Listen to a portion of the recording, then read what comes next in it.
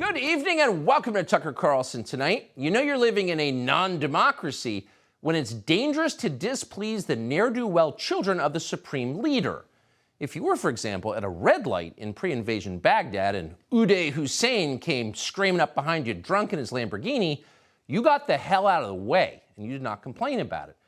And you didn't complain about it because Uday's dad ran the place and you did not want to make him mad. You might wind up like the members of his personal soccer team who dared to miss penalty kicks. That's what third world countries are like. All citizens are not equal in countries like that. Power derives from proximity to power. And that means the second most powerful people in a country like that are the children of the president. And very often they don't have jobs and are addicted to something. That's the way it works in places like that. And for a long time, that system seemed very foreign to most Americans. They were used to living in a democracy. They could barely even imagine it. But then, during the last presidential campaign, Joe Biden's daughter abandoned her diary somehow in a house she was staying at in Florida after she got out of rehab. And in that diary, Ashley Biden recounted how her father had taken showers with her when she was young, and she attributed her later sexual compulsions to that experience with her father. So by any standard, that seemed like clear evidence of abuse. And yet no law enforcement agency, so far as we know, ever asked Joe Biden about it. Instead, once Joe Biden became president, his FBI raided the home of journalist James O'Keefe and seized the evidence. Ashley Biden's diary was taken by force and has never been seen again. So the message was unmistakable. When Uday Hussein blows by in his Lamborghini, get the hell out of the way, peasant. Princelings have power, you do not. By the way, Hunter Biden's whole life has been a monument to that message. Despite a decades-long drug problem and no record of legitimate achievement of any kind, Hunter Biden has managed to accumulate the highest possible academic credentials, Georgetown and Yale Law, don't try that at home, as well as what appears to be millions and millions and millions of dollars. How did he do that? You couldn't do it, but then you're not Joe Biden's son, and that's how he did it. He cut business deals with corrupt countries that his father was conducting diplomacy in as vice president of the United States. And then we know from evidence that he apparently planned to kick back some of that money to his father as part of the deal, 10% for the big guy. Now, that's completely illegal. And yet neither Hunter Biden nor his father, Joe Biden, have ever been indicted for doing that. Instead, and here's the best part, the real criminals we learned yesterday are the people who dared to talk about it. Yesterday, Hunter Biden's legal team released a letter demanding that Joe Biden's friends imprison anyone who criticizes Joe Biden's son. So these letters call on the Department of Justice, which Joe Biden controls, and Delaware Attorney General Kathy Jennings from Joe Biden's state to file criminal charges against Republicans who dared to possess and share the contents of his son's now famous laptop. And that list would include, among others, John Paul McIsaac, the owner of the Mac repair shop where Hunter Biden abandoned said laptop. According to Hunter Biden's high-paid lawyers, John Paul McIsaac should be in prison for doing this. Quote, Mr. McIsaac chose to work with Donald Trump's personal lawyer to weaponize Mr. Biden's personal computer data against his father, Joseph R. Biden. In other words, John Paul McIsaac didn't want Joe Biden to become president, and apparently that's now a federal crime. But wait a second, back up a second. Does that mean we can now say with certainty that the laptop is real? If we can say that, that means that Adam Schiff, who's now running for Senate in California, had better issue a statement pronto correcting his previous categorical claims about the laptop. Here was Adam Schiff in October of 2020 when he chaired the House Intelligence Committee. Does it surprise you at all that this information Rudy Giuliani is peddling very well could be connected to some sort of Russian government disinformation campaign? Well, we know that this whole smear on Joe Biden comes from the Kremlin. That's been clear for well over a year now that they've been pushing this false narrative about the vice president and his son.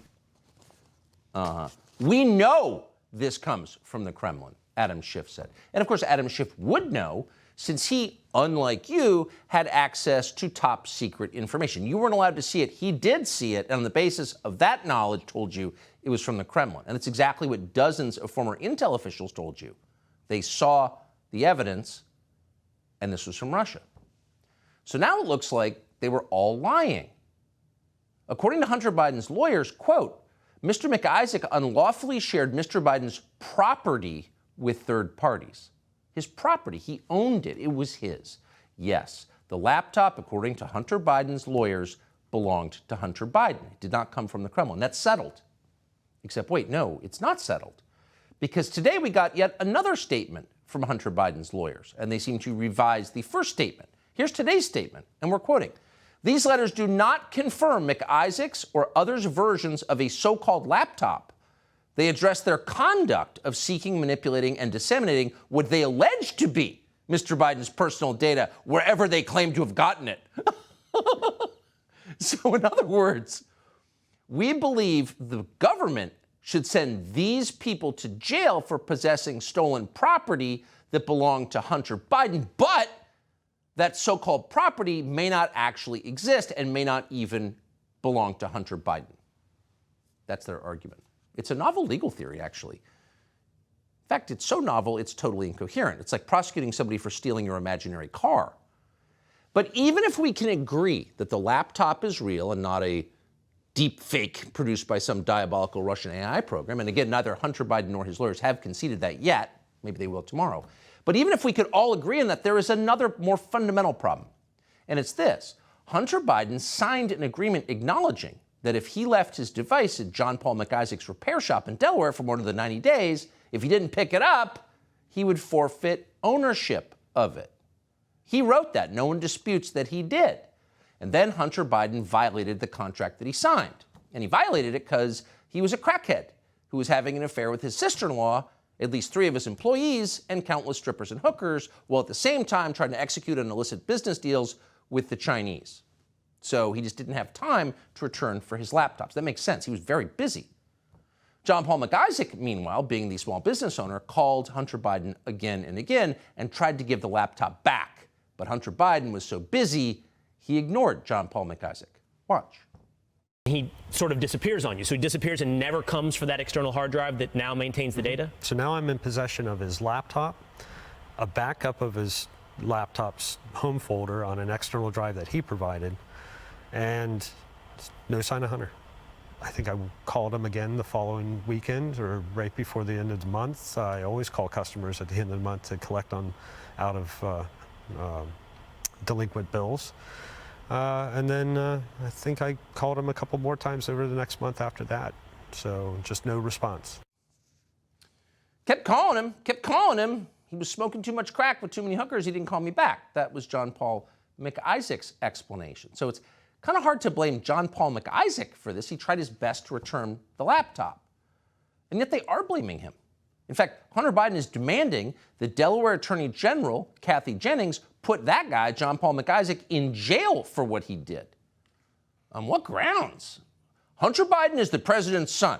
If he smokes too much crack to follow the terms of the contract he signed, that's not his problem.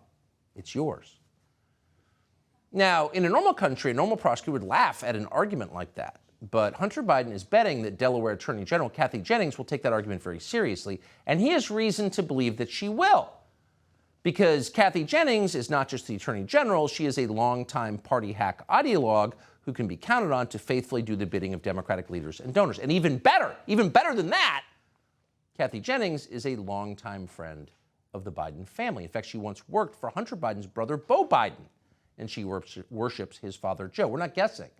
Here's a Facebook post from the now Attorney General of Delaware, Kathy Jennings, dated April 25th, 2019. We're quoting, "I've known Joe, Jill, and the Biden family for most of my life. Joe is one of the kindest and most genuine people I've ever known. Democrats are blessed with many excellent candidates this year, and I am proud of those choices and what they say about our party.